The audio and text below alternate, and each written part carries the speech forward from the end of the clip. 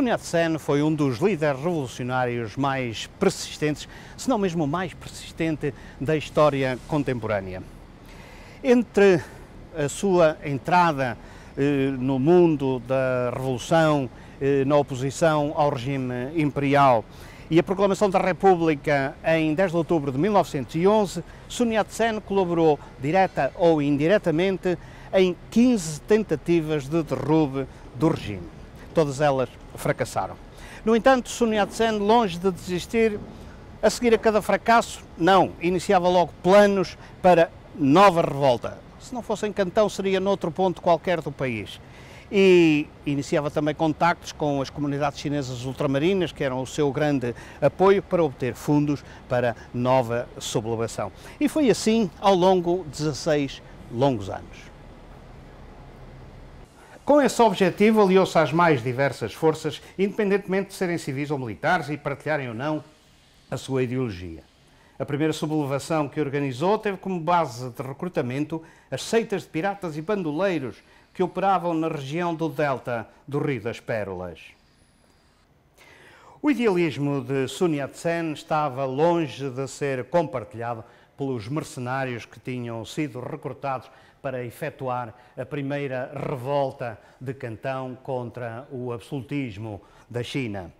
Mas o fracasso, que foi natural devido a isso mesmo, apenas contribuiu para aumentar a resolução de Sun Yat-sen.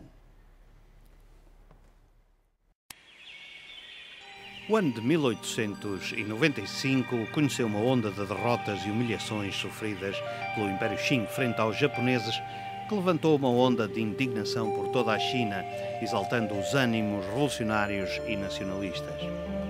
Era hora de atuar, pensava Sun Yat-sen, que vendo a adesão popular às greves e aos boicotes contra o Japão e as potências coloniais, pensava que pouco mais seria preciso para abater o regime do que dar um grito de revolta em Cantão. O resto da China cairia facilmente.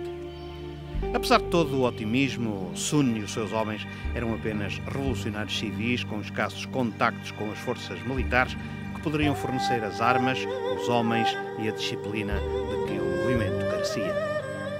Sun, porém, acreditava que as tríades, que antes na história tinham derrubado mais do que uma dinastia, poderiam substituir facilmente os militares que se demonstravam pouco propensos a aceitar a propaganda republicana nas suas fileiras.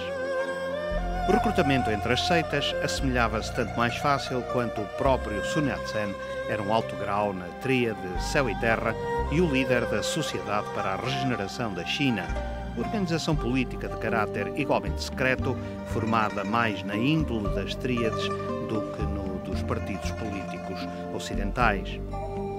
Nesta conjuntura, os republicanos procederam ao recrutamento dos piratas que atuavam no delta sob as diversas bandeiras, conseguindo rapidamente formar um exército de várias centenas de combatentes. Parte dos mercenários deveriam embarcar num ferry em Hong Kong e seguir para Cantão, a juntar-se ao resto dos conjurados, juntamente com o armamento que seguia escondido em bidões pintados com o logotipo da Companhia de Cimentos Portland. Tudo parecia correr bem até ao momento do embarque, quando os mercenários se envolveram subitamente em arruaça nas docas de Central. A desordem alertou a polícia e deu pretexto ao governo de Hong Kong, que na altura mantinha uma política de boa vizinhança com as autoridades imperiais, de denunciar a conspiração ao vice-rei de Cantão. A denúncia, que incluía uma lista com os nomes dos dirigentes da revolta, permitiu às autoridades cantonenses prenderem um a um os implicados nos locais da cidade onde se encontravam, bem como os mercenários vindos de Hong Kong, surpreendidos quando desembarcavam em Cantão. Os principais líderes da revolta caíram nas mãos da polícia imperial, sendo imediatamente executados sem julgamento e com requintes de barbaridade. Sun Yat-sen foi dos poucos que conseguiu escapar graças ao facto de ser protestante e dispor por isso da proteção dos missionários americanos estabelecidos em Cantão. Impedido de fugir para Hong Kong, onde o terreno político lhe era agora particularmente hostil, Sun teve de empreender uma caminhada bem mais longa e perigosa com destino a Macau.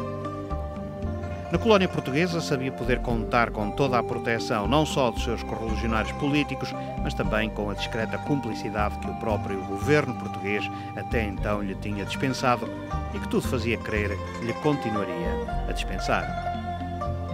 Para o efeito, disfarçou-se de mulher e empreendeu uma jornada de alguns dias numa cadeirinha, transporte habitual à época, de cortinas cerradas, passando assim entre as patrulhas imperiais enviadas para os 4 cantos da província a fim de lhe deitarem a mão. A fuga teve sucesso e Sun tinha a esperá-lo em Macau Francisco Fernandes, um reputado jornalista intimamente ligado ao conselheiro Ortega Costa, que governava Macau. Ligação essa que lhe permitia manter-se escondido na cidade o tempo necessário a fim de seguir, logo possível, para o Japão, onde ficaria definitivamente a salvo das garras dos agentes imperiais da China. Diga-se que apenas a discreta proteção do governo de Macau permitiu manter em segredo a estada de Sun Yat-sen e fornecer os argumentos necessários ao governador para negar formalmente a sua presença na cidade ao vice-rei de Cantão, que pedia a Ortega Costa a sua captura. Logo que consideradas as condições seguras para o efeito, Sun embarcou furtivamente num dos muitos juncos de piratas que fundeavam no porto interior. O destino era atingir um dos navios de passageiros ao largo de Hong Kong que efetuavam carreiras para o Japão. A operação foi coroada de êxito, o que permitiu a Sun Yat-sen surgir em Tóquio poucos dias depois e transformar a sua primeira derrota no primeiro passo que haveria de derrubar a monarquia absoluta e proclamar a República da China.